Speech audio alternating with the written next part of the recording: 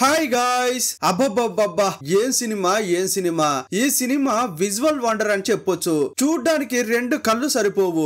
రాజులు, శత్రువులు, రాక్షసులు, దేవుళ్ళు అని చాలా క్యారెక్టర్స్ వస్తుంటాయి. చైనీస్ పురాణాలను ఆధారంగా చేసుకుని తీసిన మైథలాజికల్ ఫ్యాంటసీ చిత్రం ఇది. ఈ సినిమా పేరు creation of gods. One liner చెప్తే ఇంట్రెస్ట్ పోతుంది కాబట్టి డైరెక్ట్ గా సినిమాలోకి వెళ్దాం. అంతకంటే ముందు వెల్కమ్ టు కళ్ళ ముందు కదిలే చిత్రాలు.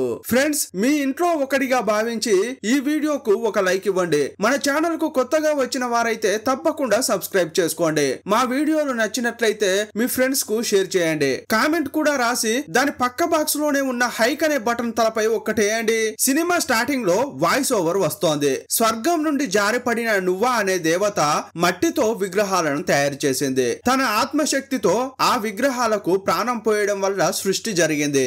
మానవులకు ఆపద వచ్చినప్పుడు ఉపయోగించడానికి అపార శక్తి కలిగిన ఇన్వెస్టిచర్ ఆఫ్ ది గాడ్స్ అనే గ్రంథాన్ని కూడా నువ్వా సృష్టించింది. దాన్ని ప్రపంచ చక్రవర్తి మాత్రమే తెరవగలడు. ఈ గ్రంథాన్ని కున్లున్ పర్వతంపై 12 మంది దేవతలు రక్షిస్తూ ఉంటారు. ఇలా కాలాలు గడిచిపోయాయి. ప్రస్తుతం చైనాను షాంగ్ రాజవంశం పాలిస్తోంది. గత 500 సంవత్సరాలకు పైగా ఈ వంశానికి చెందిన వారే చక్రవర్తిగా ఉన్నారు. వారు మంచి పాలన అందిస్తున్నందువల్ల ఉత్తర, దక్షిణ, పశ్చిమ, తూర్పు రాజ్యాలకు చెందిన చిన్న చిన్న రాజులు షాంగ్ పాలకుల అధికారాన్ని అంగీకరించారు. ఇదే సమయంలో షాంగ్ పాలకులు చాలా తెలివిగా వ్యవహరించారు. ఇప్పుడు చుట్టుపక్కల ఉండే రాజులు బాగానే ఉన్నారు, కానీ ఎప్పుడైనా తిరుగుబాటు చేసే అవకాశం ఉంటుంది. అలాంటి ఛాన్సే ఇవ్వకూడదని ఒక ప్లాన్ వేశారు. ప్రతి రాజు కూడా తన కుటుంబంలోని ఒక వారసుడిని షాంగ్ రాజ్యానికి పంపాలి. అలా వచ్చిన వారసుడు షాంగ్ చక్రవర్తికి విశ్వాసంగా పనిచేయాలి. కోటకు రాజ్యానికి కాపలాగా ఉండాలి.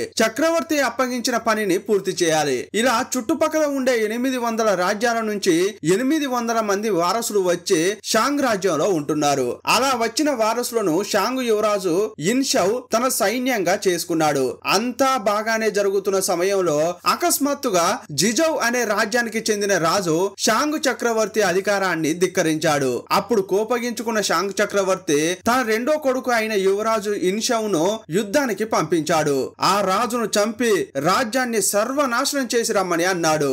యాక్చువల్ గా జిజౌ అనే రాజ్యం పరిమాణంలో చాలా చిన్నది, కానీ పౌరుషంలో చాలా గొప్పది. ఆ రాజ్యంలోని వారంతా స్వేచ్ఛగా ఉండాలని అనుకుంటారు. చాలా సార్లు ఈ రాజ్యాన్ని చేజిక్కించుకోవాలని కుట్రలతో చాలా మంది దండయాత్ర చేశారు, కానీ వారి కుట్రలను తిప్పికొట్టారు. వచ్చిన శత్రువులను చీల్చి చెండాడారు. వారి శవాలు ఇంకా ఆ మంచుగడ్డల్లో గడ్డ కట్టుకుపోయి అలాగే ఉన్నాయి. అదే జిజౌ రాజ్యం తిరుగుబావుట ఎగరవేసిందని ఆ రాజును చంపడానికి తన సైన్యంతో యువరాజు ఇన్షౌ వచ్చాడు. జిజౌ రాజు ఉండే కోట ముందుకు వచ్చి తన సైన్యంలో ఉన్న ఒకటికి సైగ చేశాడు. అతడు ముందుకు వచ్చాడు.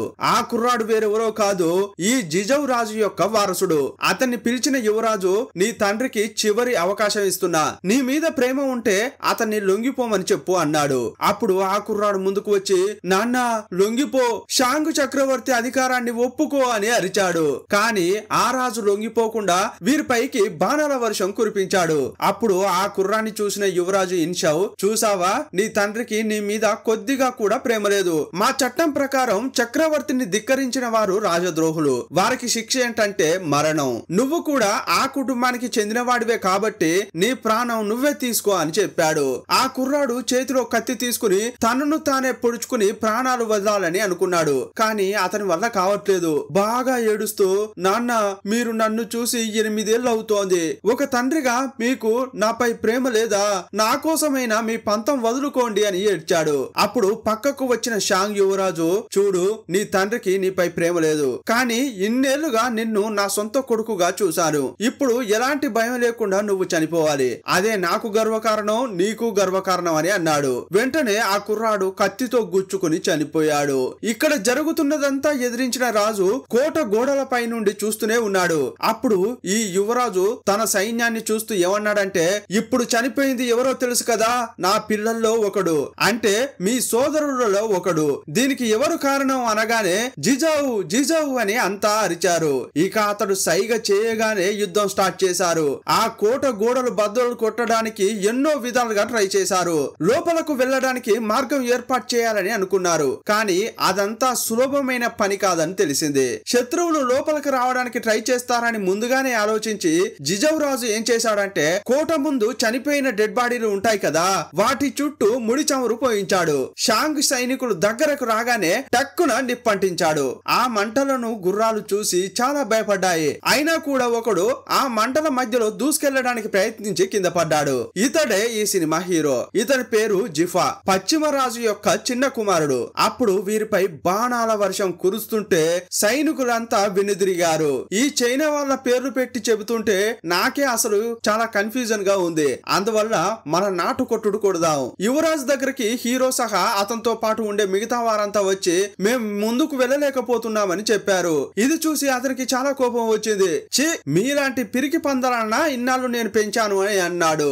అప్పుడు హీరో, యువరాజా మేము వెనుదిరగలేదు, గుర్రాలు నిప్పును చూసి భయపడుతున్నాయి, అందుకే మేము ముందుకు వెళ్ళలేకపోతున్నామని చెప్పాడు. మూర్ఖుడా, ఒక గుర్రం దేన్ని చూడాలనేది దానిపై కూర్చున్నవాడే నిర్ణయించాలి. ముందు గుర్రాల కళ్ళకు గుడ్డ కట్టండి, ఇప్పుడు అవి నిప్పును చూడలేవు కదా అన్నాడు.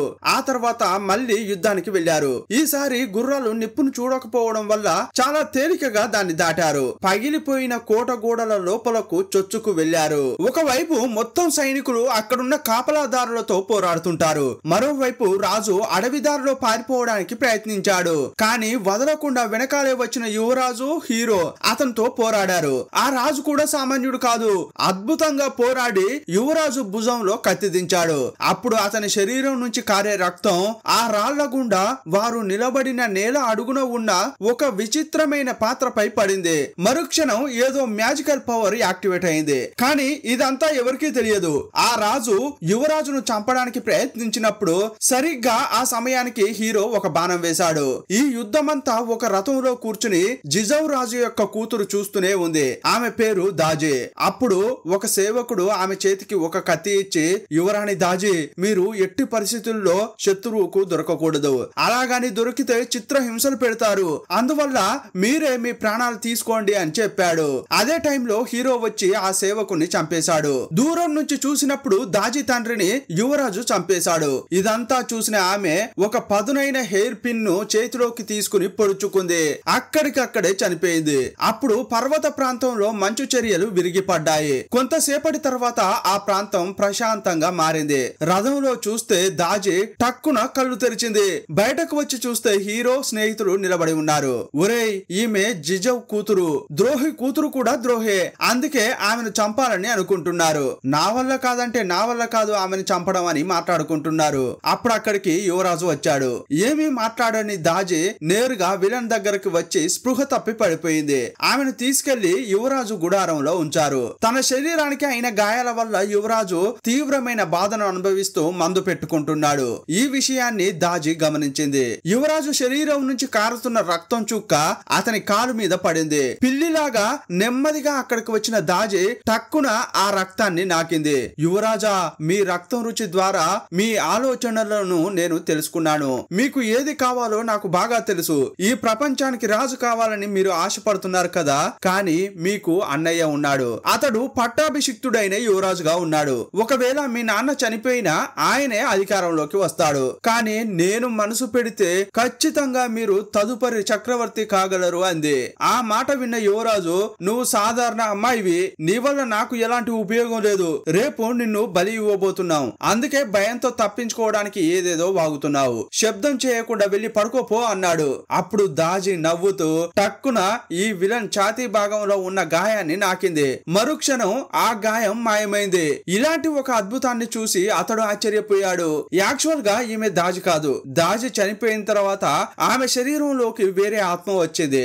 అదే ఈ పనులన్నీ చేస్తోంది. ఈ దండయాత్ర అయిపోయిన తర్వాత వీరంతా షాంగ్ రాజ్యానికి వచ్చారు. ప్రజలంతా యువరాజుకు సైనికులకు జయ జయ ధ్వానాలతో స్వాగతం పలికారు. చక్రవర్తికి యువరాజు ద్రోహి తలను బహుమతిగా ఇచ్చాడు. అతని కూతురును చూపించాడు. ఈ సంతోషకరమైన సమయంలో రాజభవనంలో విందులు వినోదాలు జరుగుతున్నాయి. అప్పుడు ఈ అన్నయ్య ఊరికే ఉండకుండా చక్రవర్తి కత్తిని చేతిలోకి తీసుకున్నాడు. అతడు దాంతో డాన్స్ చేయబోతున్నాడేమోనని అంతా అనుకున్నారు. కానీ సడన్ గా వచ్చి దాంతో సొంత తండ్రిని, ఆ రాజ్యపు చక్రవర్తిని కత్తితో పొడిచి చంపేశాడు. ఇదంతా చూసి యువరాజు షాక్ అయ్యాడు. వెంటనే సైనికులు ఆ అన్నను చుట్టుముట్టి దాడి చేయడానికి ప్రయత్నించారు. అప్పుడు ఆ అన్న కళ్ళు విచిత్రంగా మెరిశాయి. యాక్చువల్ గా ఇదంతా ఆ అన్న కావాలని చేయలేదు.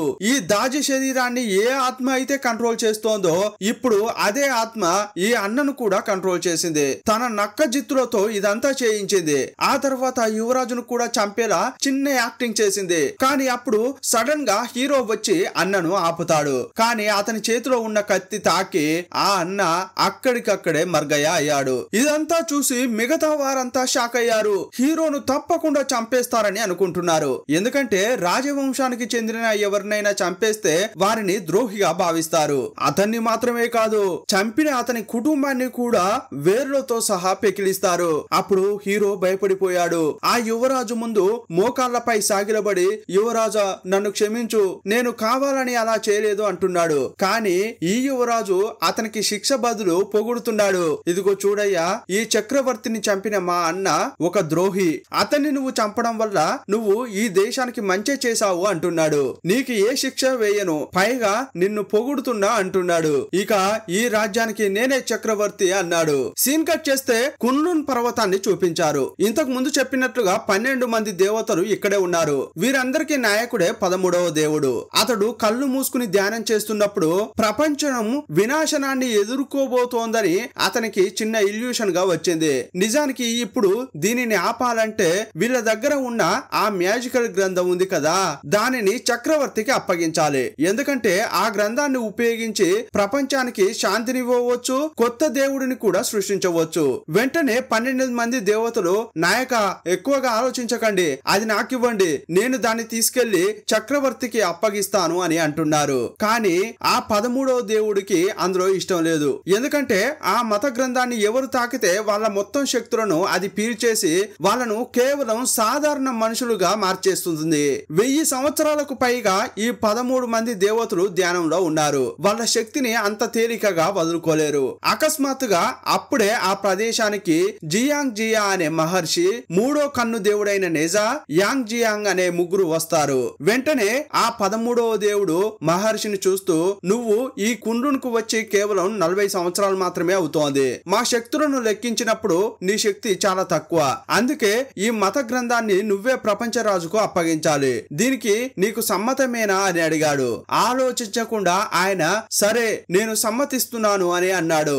అయితే నీకు సహాయంగా నెజా మరియు యాంగ్ జియాన్ ను వెంట తీసుకుపో అని చెప్పాడు.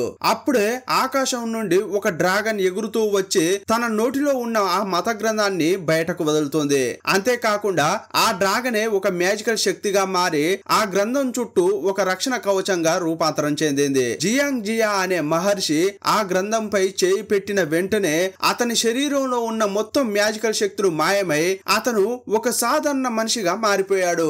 అతడు మనిషిగా మారి ఇక్కడ నుంచి వెళ్లిపోతే తిరిగి ఈ కుండ్లున్కు మళ్ళీ తిరిగి రాలేడు. సాధారణ మనిషిలాగా భూమిపైనే జీవించి ఇక అక్కడే ఉండిపోవాలి. కట్ చేస్తే షాంగ్ నగరంలో యువరాజును చూపించారు. అతనికి ఇప్పుడు పట్టాభిషేకం జరగబోతోంది. పట్టాభిషేకం జరిగితే ఇక యువరాజు కాదు కదా, అతడే చక్రవర్తి. యాక్చువల్ గా ఈ చక్రవర్తి ఈ సినిమాలో విలన్. అందువల్ల ఇకపై ఇతన్ని మనం విలన్ అని పిలుచుకుందాం. ఈ విలన్ యొక్క పట్టాభిషేకం వేడుక అట్టహాసంగా జరుగుతోంది. అప్పుడు అక్కడున్న పూజారి కొన్ని ఆచారాల ప్రకారం ఏవో పూజలు చేస్తున్నప్పుడు అకస్మాత్తుగా చేతిలో ఉన్న పళ్ళెం టక్కున పగిలిపోయింది. అంతేకాదు నల్లటి మేఘాలు అలుముకున్నాయి. భయపడిపోయిన పూజారి, రాజా ఏదో ఒక తప్పు జరగబోతోంది, మన నగరానికి పెద్ద వినాశనం రాబోతోంది అని అరిచాడు. ఏం మాట్లాడుతున్నావయ్యా అని అతడంటుంటే, చూడండి నేను చెప్పేది మీరు అసలు నమ్మరు, కానీ మీ పూర్వీకులకు కూడా అచ్చం ఇలాగే జరిగింది. అప్పుడు వారు ఏం చేశారంటే ఒక అగ్ని వేదికను సృష్టించి అందులో తమ ప్రాణాలను అర్పించడం వల్ల వాళ్ళలో ఉన్న ఆ చెడు శాపం తొలగిపోయింది. ఆ పూజారి ఇలా చెప్పగానే విలన్ ఏమంటున్నాడంటే, ఓహో అయితే ఇప్పుడు నువ్వేం చెప్పదలుచుకున్నావు, నేను కూడా నా ప్రాణాన్ని అర్పించాలని అంటున్నావా అన్నాడు. ఇదంతా విన్న విలన్ కొడుకు రాకుమారుడు షాక్ అయ్యాడు. ఆ విలన్ కొడుకును ఇప్పుడు మనం రాకుమారుడు లేదంటే రాకు అని పిలుచుకుందాం. నిజానికి ఇతని పేరు ఇన్ జియావో. ఇతడు హీరోకు బెస్ట్ ఫ్రెండ్. వెంటనే పూజారిని చూసి, ఏంటండి ఏం మాట్లాడుతున్నారు మీరు, నాన్న ప్రాణాలను వదలడానికి వీల్లేదు. నాన్న మీరు కావాలంటే మీ రాజ పదవిని నాకు అప్పగించండి, మీకోసం నా ప్రాణాన్ని అర్పించడానికి నేను సిద్ధంగా ఉన్నా అంటాడు. ఒరేయ్ నా ప్రాణాన్ని ఇవ్వడానికి నాకు ధైర్యం లేదని అనుకుంటున్నావా ఏంటి, ఈ దేశం ఈ ప్రజలే నా ప్రాణం. వెంటనే అగ్ని వేదికను సిద్ధం చేయండి. ఆ నిర్మాణం పూర్తి కాగానే నేను నా ప్రాణాన్ని ఆ నిప్పుల్లో బలి ఇస్తాను అని చెప్పాడు. ఆ మాట అనగానే నల్లటి మేఘాలు తొలగిపోయాయి. సీన్ కట్ చేస్తే ఇప్పుడు రాత్రి అయింది. రాకుమారుడు తన అమ్మతో కూర్చుని ఉన్నాడు. ఏమైంది, నాన్న ఇంతవరకు రాలేదు అని అన్నాడు. అమ్మ, మీరేం భయపడకండి, నాన్న తన ప్రాణాలని అర్పిస్తానని చెప్పాడు కదా, ఎలాగోలా మాట్లాడి ఆ నిర్ణయం మార్చుకునేలా చేస్తా అంటున్నాడు. ఇక కొంతమంది సహాయకులను తీసుకుని అతడు వెళ్తున్నాడు. అప్పుడు కర్రు కర్రు అని ఏదో తింటున్న శబ్దం వినిపిస్తోంది. ఏంట్రా అని అతడు అటు ఇటు తొంగి చూశాడు. అప్పుడు ఒక చిన్న సందులో ఒక నక్క ఏదో తింటోంది. తినేది ఏంట్రా అని చూస్తే రాజభవనంలో పనిచేసే ఒక పని మనిషిని చంపి అది తింటోంది. ఈ రాకుమారుణ్ణి చూడగానే ఆ నక్క వేగంగా పరుగెత్తుతోంది. ఇతడు పట్టుకోవడానికి ఎంతో ట్రై చేశాడు, కానీ అది ఒక ఆత్మ రూపంలో ఉన్నట్లు అనిపించింది. ఇతని నుంచి తప్పించుకుంది. ఇక ఎక్కడికి వెళ్ళిందంటే విలన్ ఒక భవనంలో ఉంటాడు. ఆ భవనం పైకి వెళ్ళింది. ఇది చూడగానే రాకుమారునికి చాలా భయం వేసింది. మా నాన్న ప్రాణాలకు ఏదైనా ప్రమాదం ఉందా అనుకుంటున్నాడు. ఇక వేగంగా అంతఃపురానికి పరిగెత్తుకుంటూ వచ్చాడు.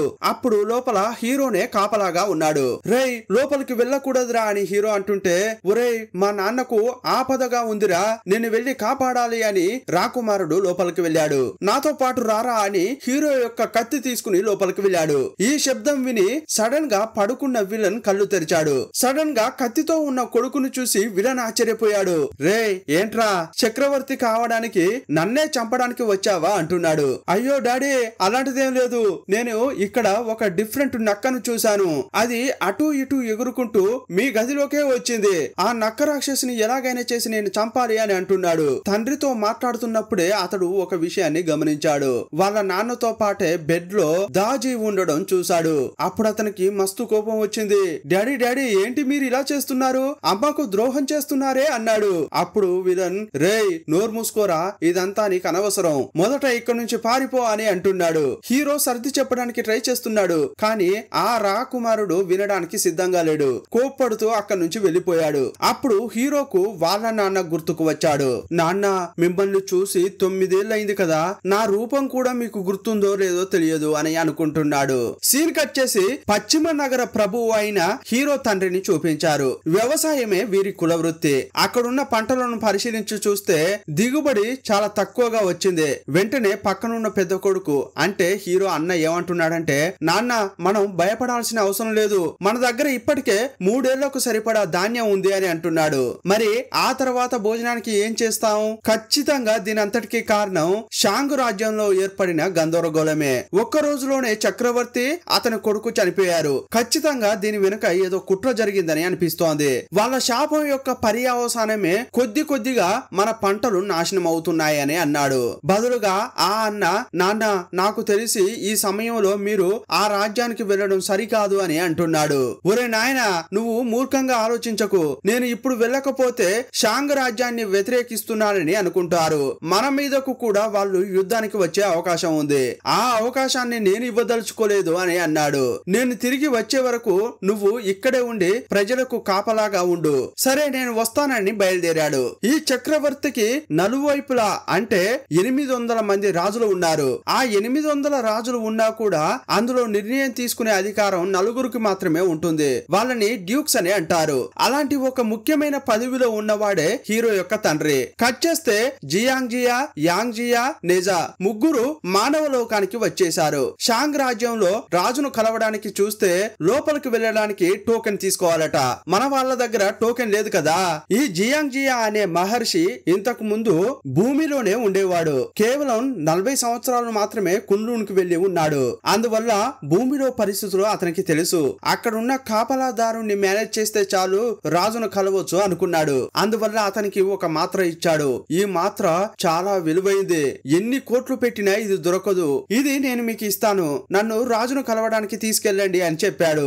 ఆ తర్వాత ఈ ముగ్గురిని ఒక చిన్న బండిలో ఎక్కించి మరొక చోట దింపారు. ఇక అంతఃపురానికే వచ్చామని బయటికి దిగి చూస్తే అక్కడ నిర్మాణం జరుగుతున్న చోటుకు వచ్చారు. అగ్నివేదిక సిద్ధం చేయండి, అందులో తన ప్రాణాలు అర్పిస్తానని విలన్ చెప్పాడు కదా, అందుకోసమే ఇక్కడ అగ్నివేదిక తయారు చేస్తున్నారు. అక్కడ చాలా మంది బానిసలు కష్టపడి పనిచేస్తున్నారు. ఇదంతా అర్థం కాని మహర్షి అక్కడ ఉన్న ఒక కాపలాదారుని చూసి, ఏయ్యా మేము చక్రవర్తిని కలవడానికి వచ్చాం, కానీ ఇదేదో ఒక తప్పుడు ప్రదేశం లాగా అనిపిస్తోంది, కొంచెం మమ్మల్ని అక్కడికి తీసుకెళ్తారా అని అన్నాడు.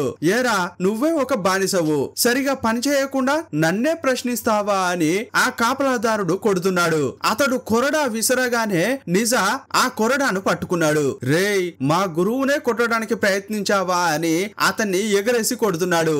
ఏనుగు ఉన్న వైపు విసిరేశాడు. అతడు కరెక్ట్ గా వెళ్లి ఏనుగు పేడపై పడ్డాడు. అప్పుడు ఏనుగు బెదిరిపోయింది. చాలా వేగంతో అక్కడి నుంచి పరిగెత్తుతోంది. యాక్చువల్ గా దానికి పెద్ద పెద్ద తాళ్లు కట్టారు. అది లాగుతుంటే దానికి కట్టిన కర్రలు గోపురం పైకి వెళ్తున్నాయి. భయపడి పరిగెత్తుతుండడం వల్ల దానికి కట్టిన తాళ్లు తెగిపోయాయి. అప్పుడు పెద్ద పెద్ద కర్రలు అంటే మొద్దులు అక్కడ పనిచేస్తున్న జనంపై పడబోతున్నాయి. రే పిల్లలు, వెంటనే మీ శక్తిని చూపించండ్రా అని మహర్షి అన్నాడు. ఇందుకోసమే ఎదురు చూస్తున్నానయ్యా అని నిజా వెంటనే అగ్ని చక్రాలను తెప్పించాడు. ఇక ఆకాశంలో ఎగురుతున్నాడు. పొరపాటుగా కింద పడుతున్న మొద్దులను తన క్లాత్ తో చుట్టేశాడు. అయినా కూడా ఒక కర్ర కింద పడబోతోంది. అప్పుడు కరెక్ట్ గా అక్కడికి వచ్చిన యాంగ్జియా తన ఈట తీశాడు. ఆ మొద్దును 3 ముక్కలు చేశాడు. ఇక కాపాడవరా అని అంతా ఊపిరి పీల్చుకుంటున్నారు. ఆ మొద్దు ఒకటి కింద పడబోతోంది. ఆ మొద్దు కరెక్ట్ గా ఈ మహర్షిని కొరడాతో కొట్టాడే అతనిపైనే పడబోతోంది. ఇక నా పని అయిపోయిందిరా అని అతడు కళ్ళు మూసుకున్నాడు. కానీ చివరి నిమిషంలో యాంగ్జియా అక్కడికి వచ్చి చాలా సింపుల్ గా ఆ మొద్దును ఆపాడు. ఇక్కడ జరిగేదంతా కూడా దూరంగా ఉండి హీరో ఆ రాకుమారుడు ఇద్దరు చూస్తున్నారు. వీళ్ళు నిజంగా మనుషులు కాదు, దేవుళ్ళై ఉంటారని వాళ్ళు అర్థం చేసుకున్నారు. రండి నేను మా నాన్న దగ్గరికి తీసుకెళ్తా అని రాకుమారుడు అంటున్నాడు. ఇంకోవైపు ఒక మంత్రగాన్ని చూపించారు. అతడు చక్రవర్తి దగ్గరకు వచ్చాడు. నేను దూరంగా ఉన్న ఒక దీవి నుంచి వచ్చాను, నా శక్తులను చూడండి అని తన మ్యాజిక్ చూపించాడు. అతని తలను విడిగా తీసి గాల్లో ఎగరేస్తున్నాడు. అది చూసి ఆశ్చర్యపోయిన విలన్, ఆహా నీ దగ్గర ఎన్ని శక్తులు ఉన్నాయి అంటున్నాడు. అలాగైతే నిప్పులో దూకినా కూడా నాకు ఏమీ కాకుండా నేను ప్రాణాలతో ఉండేటట్లు ఏమైనా చేయగలవా అని అడిగాడు. ఏంటి మహారాజా, ఇది చాలా చిన్న విషయం. నేను ఈ కళలను నేర్చుకోవడానికి 1000 సంవత్సరాలైంది. కానీ మీరు ప్రతిభాశాలి కాబట్టి మీకు కేవలం 500 సంవత్సరాలు మాత్రమే అవుతుంది అంటున్నాడు. అప్పుడు విలన్ కు చాలా కోపం వచ్చింది. మనం బతికేదే 100 సంవత్సరాలు కదరా, నీ వల్ల నాకు ఎలాంటి ఉపయోగం లేదు అని విసిరేశాడు. అదే టైంలో రాకుమారుడు మహర్షిని తీసుకుని వచ్చాడు. విలన్ ను చూసిన ఆ మహర్షి, చక్రవర్తి మేము కున్లున్ పర్వతానికి సంబంధించిన వాళ్ళం. ప్రపంచాన్ని ఏలే చక్రవర్తికి ఇది అప్పగించాలని 500 సంవత్సరాలుగా దీన్ని అక్కడ మేము భద్రపరిచాం. ఇంకొన్నాళ్లలో మానవ జాతికే పెద్ద వినాశనం ఎదురు కాబోతోంది. దాని నుంచి ప్రజలను, ప్రపంచాన్ని ఏలే మీరు మాత్రమే కాపాడగలరు. ఒకరిని దేవుడిగా మార్చే శక్తి కూడా ఇందులో ఉంది. ఇలా మహర్షి చెప్పేదంతా కూడా అక్కడే ఉన్న మంత్రగాడు విన్నాడు. అప్పుడు అతడు దగ్గరగా వచ్చి, మహారాజా వీళ్ళు చెప్పేది నిజమే, ఇది నిజమైన ఆ గ్రంథమే అయితే ఇందులో చాలా శక్తులు ఉంటాయి. ఒక మనిషిని చంపినా కూడా అతని యొక్క ఆత్మను ఇది తీసుకుని తన శక్తిని ఇంకా పెంచుకుంటుంది. కానీ అంతకంటే ముందు ఇది నిజమైందేనా కాదా అనేది మనం నిరూపించుకోవాలి. ఇప్పుడు ఏం చేస్తారు అని అనగానే అప్పుడు చక్రవర్తి ఇంకేమీ ఆలోచించకుండా కత్తి తీసుకుని పక్కన ఉన్న ఒక సైనికుడిని పొడిచి చంపాడు. అప్పుడు ఆ మంత్రగాడు ఒక మంత్రం వేశాడు. చనిపోయిన ఆ వ్యక్తి యొక్క ఆత్మ గాలిలో ఎగురుతోంది. నేరుగా ఆ ఆత్మ ఆ గ్రంథంలోకి వెళ్ళింది. అప్పుడు చిన్నగా ప్రకంపనలు జరిగాయి. అందువల్ల విలన్ చేతిలో ఉండాల్సిన గ్రంథం కింద పడి మహర్షి కాళ్ళ దగ్గర వచ్చి పడింది. యాక్చువల్ గా ఒక అమాయకుణ్ణి ఈ విలన్ చంపాడు కదా, అది చూసి ఈ మహర్షికి చాలా కోపం వచ్చింది. వీడు ఈ ప్రపంచాన్ని ఏలే చక్రవర్తి కావడానికి వీనికి అర్హత లేదు అని అతడు అనుకున్నాడు. ఈ గ్రంథం గాని ఇతని చేతిలోకి వెళ్తే తప్పకుండా ఈ ప్రపంచమే సర్వనాశనం అవుతుంది, ఎందుకంటే వీడు మంచివాడు కాదు అని అతడు అనుకున్నాడు. అందువల్ల ఆ గ్రంథాన్ని తీసుకుని పారిపోతున్నాడు. కానీ విలన్ వెంటనే సోల్జర్స్ ను పిలిచి అతన్ని పట్టుకోండి అని చెప్పాడు. ఇక అప్పుడు నిజా ఊరికే ఉంటాడా, తన పవర్ చూపించి సోల్జర్స్ ను కొడుతున్నాడు. అప్పుడు అక్కడున్న మంత్రగాడు తన మంత్రాలతో మహర్షిని లాక్ చేశాడు. కరెక్ట్ టైంలో యాంగ్జియా ఆ క్లాత్ ను కట్ చేశాడు. ఇక ఇక్కడే ఉంటే ప్రమాదం అని తెలుసుకున్న నిజా తన క్లాత్ తో గురువును చుట్టి అతన్ని మాత్రం బయటకు విసిరేశాడు. అప్పుడు కరెక్ట్ గా అతడు ఒక గుర్రం పైకి వెళ్లి పడ్డాడు. ఇక ఆ గుర్రాన్ని స్వారీ చేస్తూ పారిపోతున్నాడు. అప్పుడు విలన్ తన కొడుకుని హీరోను చూస్తూ, మీరేం చేస్తారో నాకు తెలియదు, ఎలాగైనా చేసి ఆ గ్రంథం నాకు కావాలి అంటున్నాడు. ఇంకోవైపు సైనికులను కొట్టుకుంటూ నిజా, యాంగ్జియా వాళ్ళు బయటకు వచ్చారు. ఈ యాంగ్జియాకు పంచభూతాల్లో కూడా టెలిపోర్ట్ అయ్యి వేరే చోటుకు వెళ్లే శక్తి ఉంది. ఇతడు ఒక చోటు నుంచి ఇంకో చోటుకు టక్ టక్కున టెలిపోర్ట్ అవుతాడు. అందువల్ల అతడు క్షణాల్లోనే మాయమవుతున్నాడు. నిజ ఆకాశంలో పరిగెత్తుతుంటాడు కదా, అతని వెంటే ఆ మంత్రకాడు పడ్డాడు. ఇంకోవైపు ఆ మహర్షి గుర్రం ఎక్కి చాలా దూరం వెళ్ళాడు. ఇప్పుడు రాత్రి అవుతోంది. అతడు పరిగెత్తుతూ అడవిలోకి వెళ్ళాడు. అతన్ని వెంబడిస్తూ రాకుమారుడు హీరో వెళ్లారు. అక్కడ చూస్తే రోడ్డు రెండు వైపులా వెళ్తోంది. అందువల్ల చెరొక రోడ్డుకు వెళ్లి మహర్షిని వెతుకుతున్నారు. అప్పుడు ఆ మహర్షి ఒక పర్వతం ఎక్కుతుంటే రాకుమారుడు చూశాడు. ఓ పెద్దాయన, ఆ గ్రంథాన్ని ఇచ్చిపో. ఈ ప్రపంచాన్ని ఏరేది మా నాన్నే. మా నాన్నకు చెందాల్సిన దాన్ని చెందకుండా నువ్వు తీసుకెళ్తున్నావేంటి అంటున్నాడు. ఇదిగో చూడు తమ్ముడు, మీ నాన్న మంచివాడు కాదు. ఒక అమాయకుడి ప్రాణాలు తీయడానికి కొంచెం కూడా ఆలోచించలేదు. అలాంటి వాడికా నేను ఈ గ్రంథాన్ని ఇచ్చేది? అస్సలు కుదరదు అంటున్నాడు. నువ్వు ఏమన్నా చెప్పు, అది తీసుకోకుండా నేను వెళ్ళను అని రాకుమారుడు అంటున్నాడు. అప్పుడు ఒక రాయి ఈ రాకుమారుడి తలపై పడింది. అతడు కింద పడబోయాడు. ఆ మహర్షి అతని చేయి పట్టుకుని కాపాడాడు. చాలాసేపు పట్టుకోలేకపోయాడు.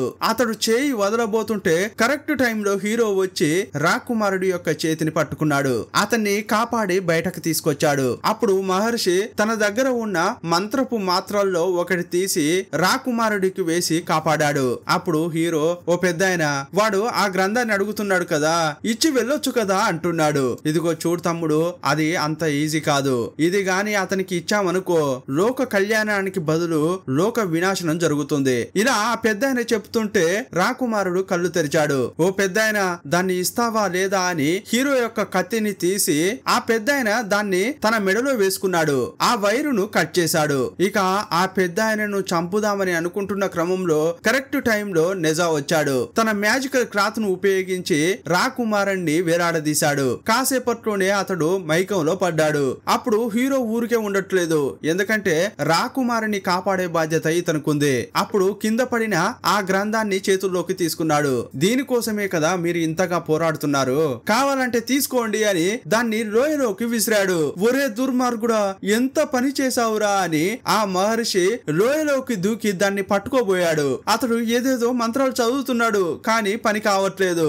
దూకిన తర్వాతే అయ్యయ్యో నాలో ఉన్న పవర్స్ పోయాయి కదా అని అప్పుడే అతనికి గుర్తుకొచ్చింది. అప్పుడు యాంగ్జియా, నిజా ఇద్దరు దూకి గురువును కాపాడారు. నీటిలో పడిన ఆ గ్రంథాన్ని ఎలాగోలా చేసి మహర్షి పట్టుకున్నాడు. సీన్ కట్ చేస్తే నిజాను వెంబడిస్తూ మంత్రగాడు వచ్చాడు. కానీ అతడు ఎటు వెళ్ళాడో ఇతడు కనిపెట్టలేకపోయాడు. అందువల్ల తన దీవికి వచ్చాడు. అప్పుడు సముద్రాన్ని చూస్తూ, మాస్టర్, ఈ రోజు నేను పురాణాల్లో చెప్పే ఆ గ్రంథాన్ని ఈ రోజు చూశాను. నా జన్మ ధన్యమైంది అని అంటుంటే అప్పుడు సముద్రంలో ఉన్న గురువు, రేయ్ దాన్ని చూసావా?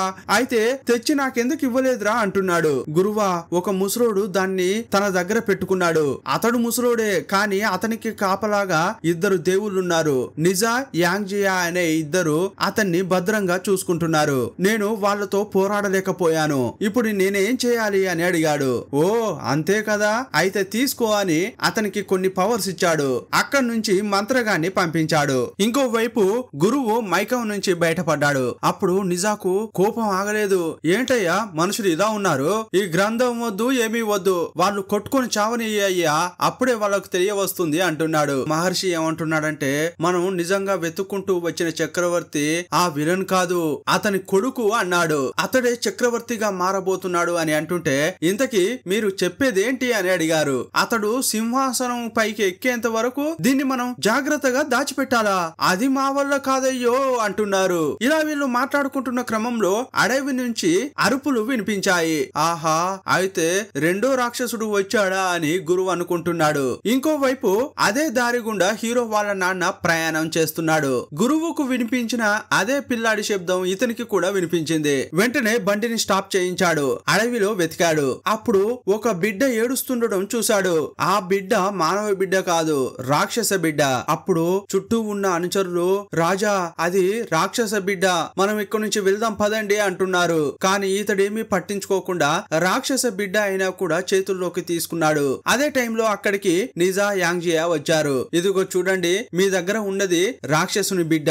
భవిష్యత్తులో దాని వల్ల ఎలాగైనా చేసి ఆపద వస్తుంది. వెంటనే దాన్ని మేము నాశనం చేయాలి అంటున్నారు. కానీ హీరో వాళ్ళ నాన్న మాత్రం ఇవ్వట్లేదు. ఇదిగో చూడయ్యా, ఒక బిడ్డ ఎక్కడ పెరుగుతున్నాడు, ఎలా పెరుగుతున్నాడు అనే దాన్ని బట్టే వాడు మంచివాడా కాదా అనేది తెలుస్తుంది. నువ్వు ఏమైనా చేసుకో, కానీ ఈ బిడ్డను మాత్రం మాత్రం ఇవ్వనన్నాడు. అప్పుడు అక్కడకు వచ్చిన మహర్షి ఆ బిడ్డను చెక్ చేశాడు. ఇతడు చాలా వీక్ గా ఉన్నాడు, ఇతడు భూమి మీద ఉంటే బతకలేడు, వెంటనే కుండ్లున్కు తీసుకెళ్లాలి అన్నాడు. మీరే ఒక పేరు పెట్టండి అని హీరో వాళ్ళ నాన్న అనగానే లీజెన్సీ అని పేరు పెట్టాడు. ఆ తర్వాత నిజా యాంగ్జియా ఆ బిడ్డను తీసుకుని కుండ్లున్కు వెళ్లారు. ఇక మహర్షి అతనితో మాట కలిపాడు. మీరు ఒక డ్యూక్ కదా, ఇటువైపు ఎందుకు వెళ్తున్నారు అని మహర్షి అడిగాడు. నేను షాంగ్ నగరానికి వెళ్తున్నాను, చక్రవర్తి రమ్మని పిలిచాడు, నాతో పాటు మిగతా 3 డ్యూక్స్ కూడా వస్తున్నారు అని చెప్పాడు. వాళ్ళు కూడా ఇటువైపే వస్తున్నారా అని అడగగానే అవును అని చెప్పాడు. ఇక వాళ్ళంతా రాగానే వాళ్ళతో ఈ మహర్షి మీటింగ్ పెట్టాడు. ఇదిగో చూడండి, ఆల్రెడీ చక్రవర్తి చనిపోయాడు, అతని పెద్ద కొడుకు చనిపోయాడు, వాళ్ళ చావులో ఏదో మర్మం ఉంది. ఇలాంటి టైంలో మీరు గాని వారికి సపోర్ట్ చేశారనుకోండి ఈ ప్రపంచమే సర్వనాశనం అవుతుంది, బాగా ఆలోచించండి అని చెప్పాడు. అవునవును, ఈ పెద్ద ఆయన చెప్పేది నిజమే, నేను ఆ చక్రవర్తిని వ్యతిరేకిస్తాను, అతనిపై యుద్ధం ప్రకటిస్తా, ఎదుర్కోవడానికి సైన్యాన్ని సేకరిస్తా అని ఒక్కొక్కరు ఒక్కో విధంగా మాట్లాడుకుంటున్నారు. వీళ్ళంతా మాట్లాడుకునేది ఆల్రెడీ అడవిలోనే ఉండి విశ్రాంతి తీసుకుంటున్న హీరో విన్నాడు. అప్పుడు రాకుమారుడు ఇంకా మైకంలోనే ఉన్నాడు. ఈ 4 డ్యూక్స్ ఒక్క మాట మీద నిలబడకుండా ఎవరికి వారు కొట్టుకుంటున్నారే, ఇదంతా చూసి మహర్షికి చాలా కోపం వచ్చింది. ఏంటయ్యా మీరు ఇది ఆటలు అనుకుంటున్నారా ఏంటి, బాగా ఆలోచించాల్సిన సమయం. ఒకవైపు చూస్తే అంటువ్యాధి ప్రబలింది, ఇంకో వైపు చూస్తే వాటర్ మొత్తం కంటామినేషన్ అయింది, ఒకవైపు పంటలు సరిగా పండట్లేదు, ఒక్కో వైపు కూడా ఏదో విపత్తు జరుగుతూనే ఉంది. ఆ విలన్ వల్లే ఈ భూమికి సర్వనాశనం రాబోతోంది. దీన్ని గాని మీరు అడ్డుకోలేదనుకోండి అప్పుడు దేవుడు కూడా మిమ్మల్ని కాపాడలేడు అని అంటున్నాడు. వీళ్ళంతా మాట్లాడుకుంటుంటే సడన్ గా హీరో లోపలికి వచ్చాడు. హలో హలో, ఏం చేస్తున్నారు ఇక్కడ, చక్రవర్తికి వ్యతిరేకంగా కుట్రలు పన్నుతున్నారా, మిమ్మల్ని ఊరికే వదలను అని కత్తి తీశాడు. అప్పుడు హీరో వాళ్ళ నాన్న వాళ్ళందరినీ చూస్తూ కొంచెం ప్రశాంతంగా ఉండండి, వీడు నా కొడుకే అని అంటున్నాడు. కరెక్ట్ గా అదే టైంలో రాజ్యానికి చెందిన చాలా మంది సైనికులు వచ్చారు. కత్తులు చూపించి 4 డ్యూక్స్ ను పట్టుకున్నారు. ఇక వీళ్ళను విలన్ దగ్గరికి తీసుకొచ్చారు. యాక్చువల్ గా హీరో వాళ్ళ నాన్నకు జ్యోతిష్యం తెలుసు, ఈ విషయం ఈ విలన్ కు కూడా తెలుసు, అందువల్ల అతనికి చేయి ఇచ్చి నా జాతకం చెప్పన్నాడు. అప్పుడు అతడు నువ్వు నీ కొడుకు చేతిలోనే చనిపోతావు అని చెప్పాడు. అప్పుడు విలన్ ఒకలాగా నవ్వాడు. వెంటనే ఈ 4 డ్యూక్స్ యొక్క కొడుకులను పిలిచాడు. హీరోతో పాటు మరో 3 అక్కడ నిలబడి ఉన్నారు. ఇదిగో చూడండిరా, మీ నిజాయితీని నిరూపించుకునే సమయం ఆసన్నమైంది,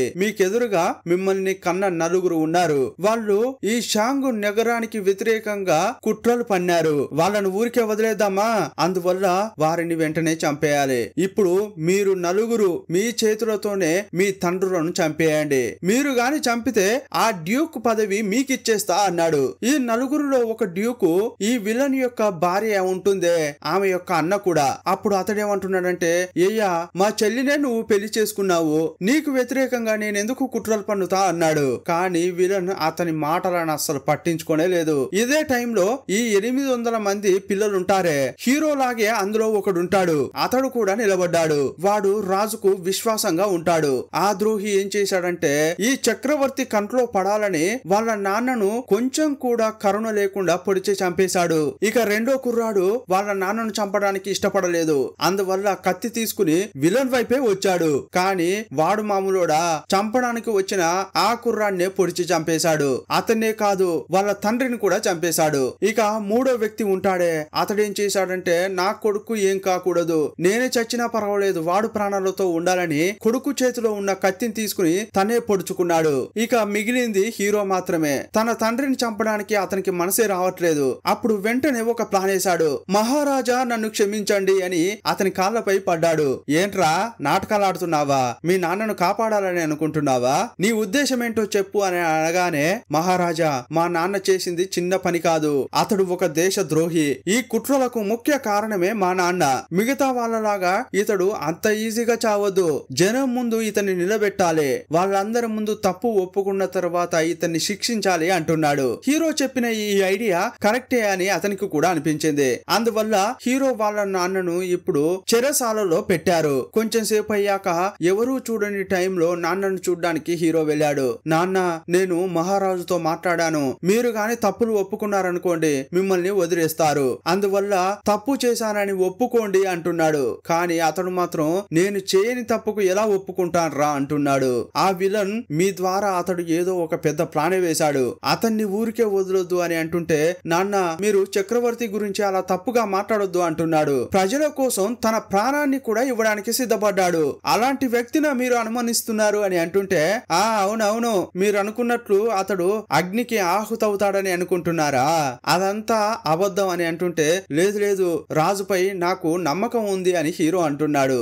ఎందుకంటే అతడు ఎక్కడికి వెళ్ళినా అతని పక్కన నేనే ఉంటాను. యుద్ధం చేసేటప్పుడు కూడా అతన్ని గమనిస్తుంటాను. అతడెప్పుడు ప్రజల గురించే ఆలోచిస్తాడు అని చెప్తున్నాడు. రే తెలివి తక్కువ వాడా, మీరు ఏం చూడాలి ఏమనుకోవాలి అనేది నిర్ణయించేది అతడే. అందువల్ల అతడు చేసేదంతా మీకేమీ తెలియకుండా అతడు చెప్పినట్లు ఆడుతున్నారు. నువ్వు నా గురించి పట్టించుకోకున్నా పర్వాలేదు, కానీ నువ్వుగా ఉండరా అని చెప్పాడు. సీన్ కట్ చేస్తే విలన్ దాజీ స్నానం చేస్తున్నారు. అప్పుడు అక్కడికి విలన్ యొక్క భార్య వచ్చింది. చేతిలో కత్తితో వచ్చింది.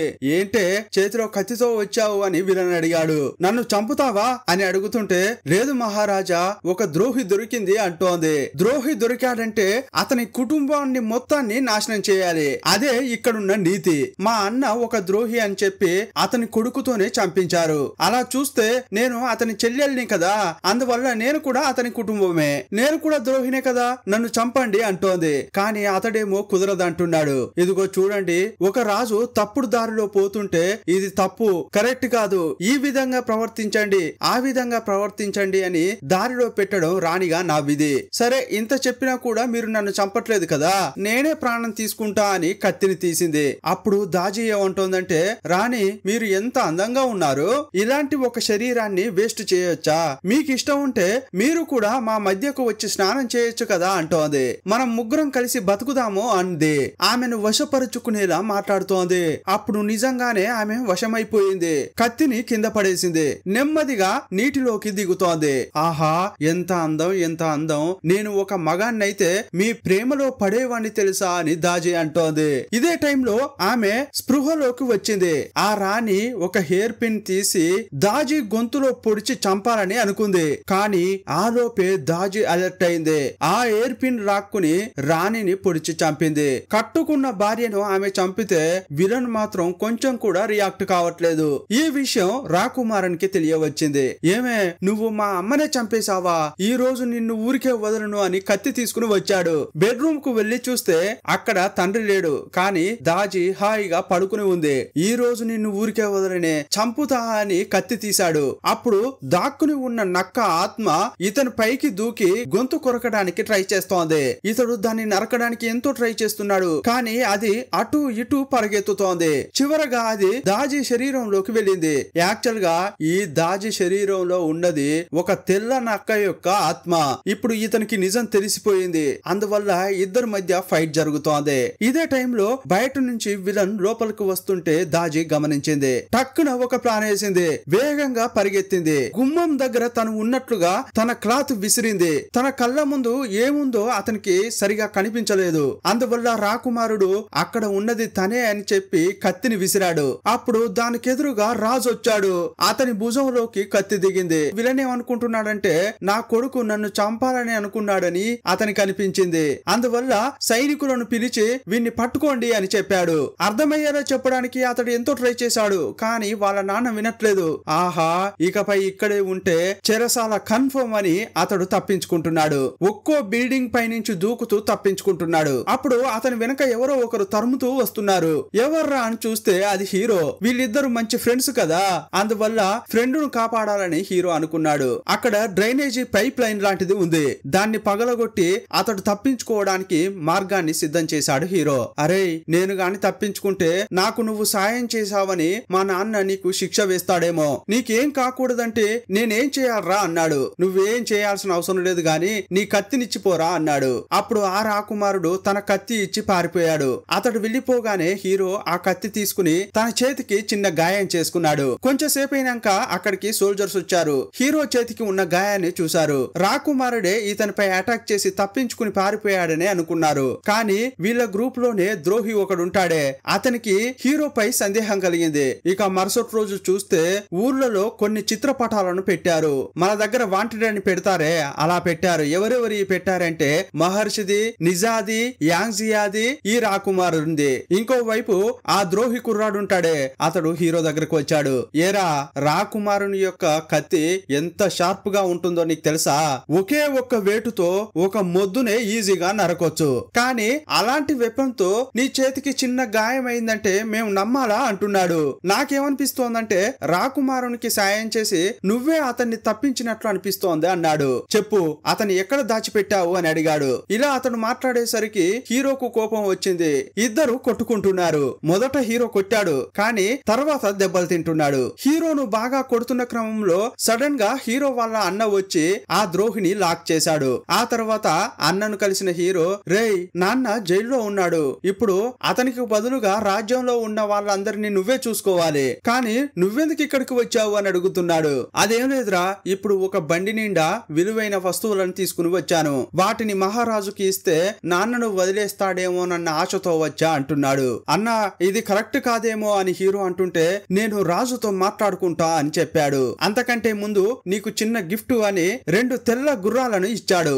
ఒక్కసారి వీటి పైకి ఎక్కి కూర్చున్నావు అనుకో, మన ఇంటికి వెళ్ళాలి అని చెప్పగానే జాగ్రత్తగా తీసుకెళ్తాయి తెలుసా అన్నాడు. సీన్ కట్ చేస్తే ఈ అన్న వెళ్లి విలన్ ను కలిశాడు. మహారాజా, మా నాన్న తప్పు చేశాడు, ఆయన చేసింది తప్పే, కానీ ఆయనకు వేసే శిక్షలు నాకు వేయండి, కానీ అతన్ని వదిలేయండి అంటున్నాడు. అయ్యయ్యో అలా కుదరదే, ఎందుకంటే మీ నాన్నకు మేము మరణ దండన విధించాము, అతన్ని వదలడం కుదరదు అని అంటుంటే, పర్వాలేదు ఆ మరణ శిక్షను నేను అనుభవిస్తాను, కానీ మా నాన్నను వదిలేయండి అన్నాడు. సీన్ కట్ చేస్తే నల్లని డ్రెస్ వేసుకున్న ఒక అతడు హీరోను ఫాలో అవుతూ వెళ్తున్నాడు. సడన్ గా చూస్తే ముందు వెళ్లిన హీరో కనిపించట్లేదు. అతడు ఏమరపాటుగా ఉన్న టైంలో వెనకగా వచ్చి అతనికి కత్తి పెట్టాడు హీరో. అప్పుడే ఆ నల్లని రూపం ఎవరిదనేది చూపిస్తున్నారు.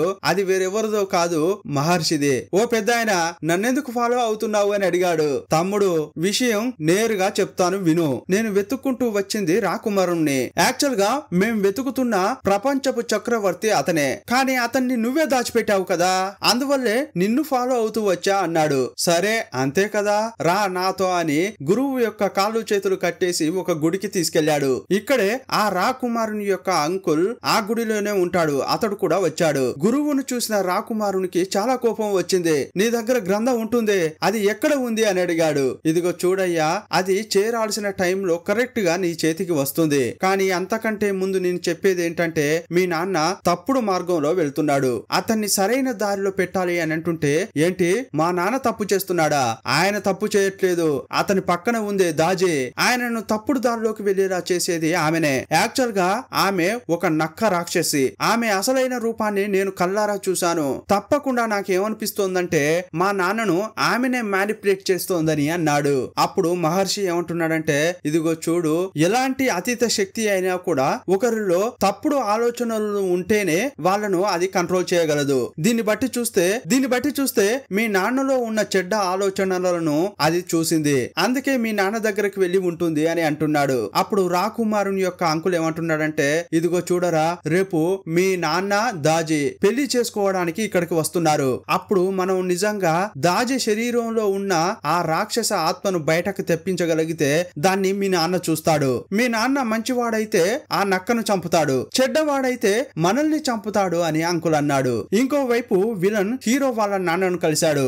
తినడానికి బాక్స్ కూడా తీసుకెళ్లాడు. ఇదిగో తినయ్యా అని బాక్స్ అతని ముందు పెట్టాడు. అప్పుడు అతడు కూడా తింటున్నాడు. తినుకుంటూ ఏమంటున్నాడంటే, మహారాజా, ఇప్పటికీ కూడా మించిపోయింది ఏమీ లేదు, మీ తప్పులను మీరు అంగీకరించండి, ఆ తర్వాత మీ అంతటా మీరు నిప్పులో దూకి ఆత్మార్పణం చేసుకోండి, అప్పుడు మీ గురించి తప్పుగా నేను బయటకి ఎవరికీ చెప్పను అంటున్నాడు. అప్పుడు విలన్ అతని మాటలు వినట్లేదు. అతడు దాచిపెట్టిన పిల్లను గ్రోవిని బయటకు తీశాడు. అది చూసిన తర్వాత ఆ తండ్రి షాక్ అయ్యాడు. ఇది నా పెద్ద కొడుకుది కదా, అలాగైతే వాడు కూడా ఇక్కడికి వచ్చాడా అని అడిగాడు. అవునవును, నువ్వు అతన్ని చూడలేకపోయినా కూడా అతన్ని రుచి చూడగలవు అని చెప్పాడు.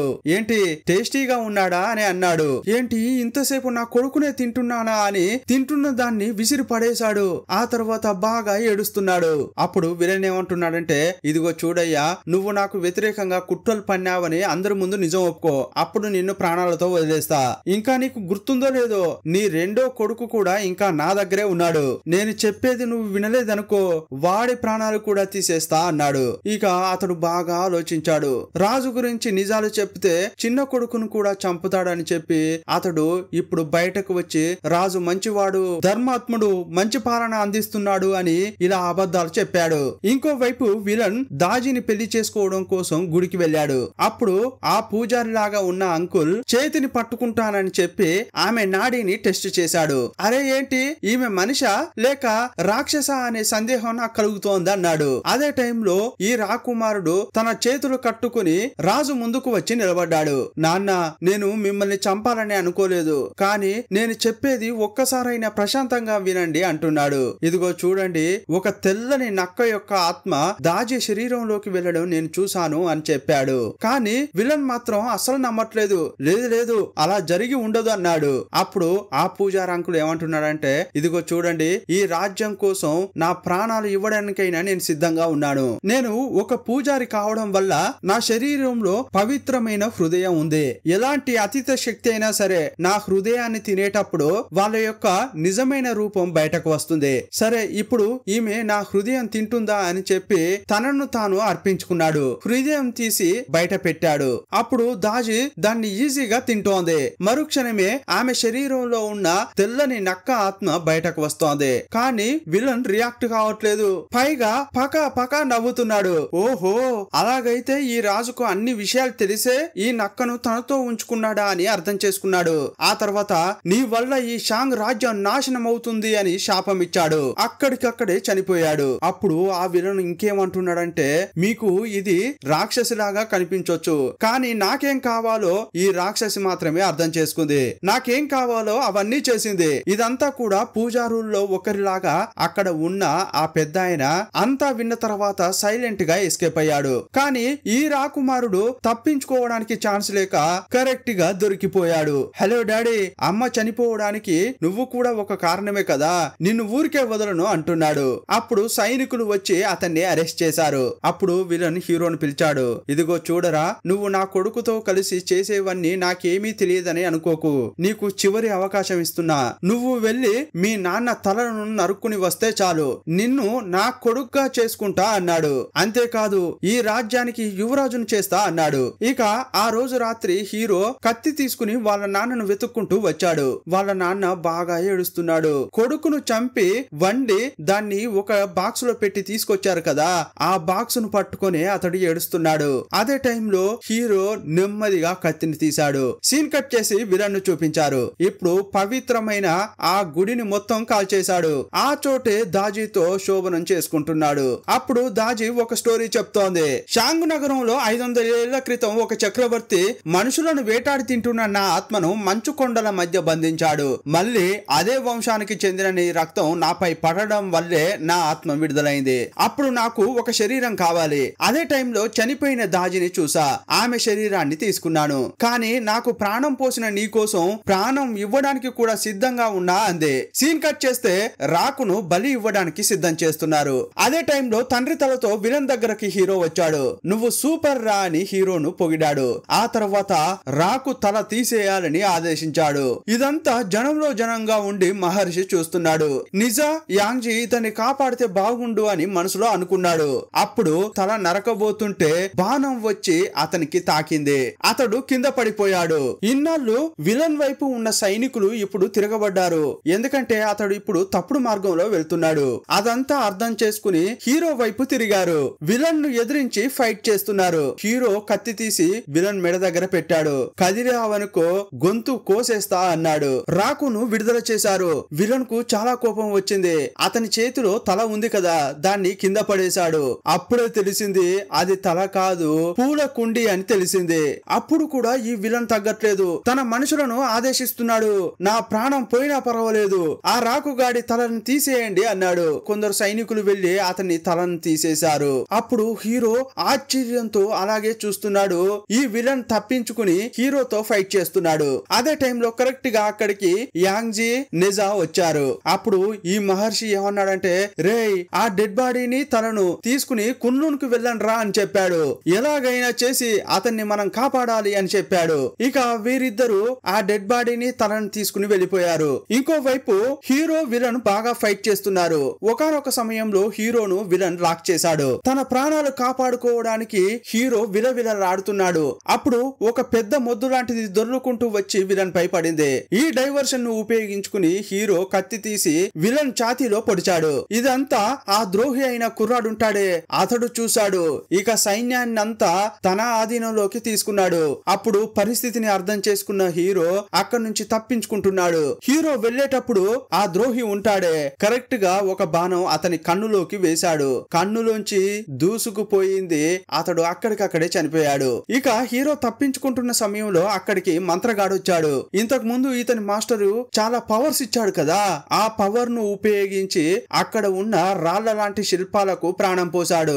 ఇంకోవైపు హీరో ఆ మహర్షిని కూడా తీసుకుని పారిపోతున్నాడు. ఈ విలన్ యొక్క కొంతమంది సైనికులు ఉంటారే దారిని అడ్డగించారు. కానీ వాళ్ళు హీరోతో ఫైట్ చేయలేదు. హీరోను వెంబడిస్తూ కొంతమంది సైన్యం వస్తున్నారే వాళ్ళతో పోరాడుతున్నారు.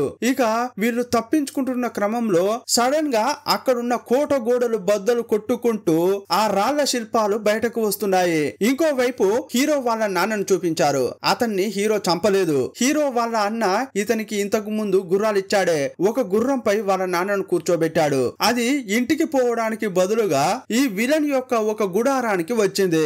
అప్పుడు అక్కడ ఉన్న సైనికులు ఆ గుర్రాన్ని చంపేశారు. ఆ తండ్రి ముఖంలో ఉన్న అచ్చును చూశారు. అది రాజద్రోహులకు వేసే ముద్ర. వాళ్ళంతా అతన్ని అరెస్ట్ చేద్దామని దగ్గరగా వెళ్తుంటే ఏదో ఒక పెద్ద మృగం అరుస్తున్న శబ్దం వినిపించింది.